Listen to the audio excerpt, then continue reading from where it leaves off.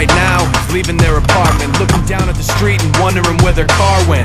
Someone in a car sitting at a signal in front of a restaurant, staring through the window at someone right now with their finger in their teeth who could use a little floss. Right across the street there's somebody on the curb who really needs a jacket. He spent half the rent at a bar getting plastered. Now he's gotta walk 14 blocks just to work at a shop where he's about to get fired.